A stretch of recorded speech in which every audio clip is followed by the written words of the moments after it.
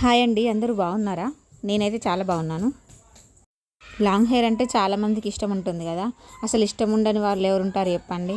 మన ఆడవాళ్ళకైతే చాలా చాలా ఇష్టం లాంగ్ హెయిర్ అంటే. లాంగ్ హెయిర్ పెరగడానికి ఏవేవో చేస్తుంటాం మనం.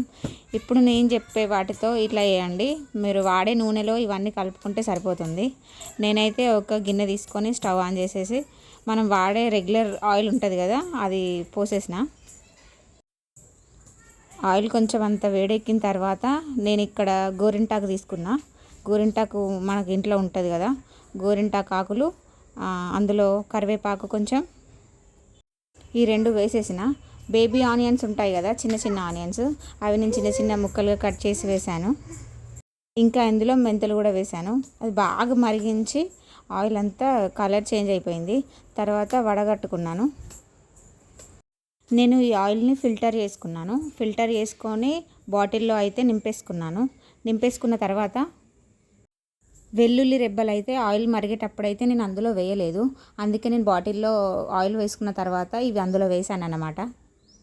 అలా వేసుకున్నా పర్లేదు. ఇంకా ఈ ఆయిల్ని నేనైతే స్టోర్ చేసుకున్నాను అనమాట. 2 డేస్కి ఒకసారి 3 డేస్కి ఒకసారి యూజ్ చేస్తే సరిపోతుంది. మంచి రిజల్ట్ అయితే కనిపిస్తుంది. తప్పకుండా ట్రై చేయండి, రిజల్ట్ అయితే బాగుంటుంది.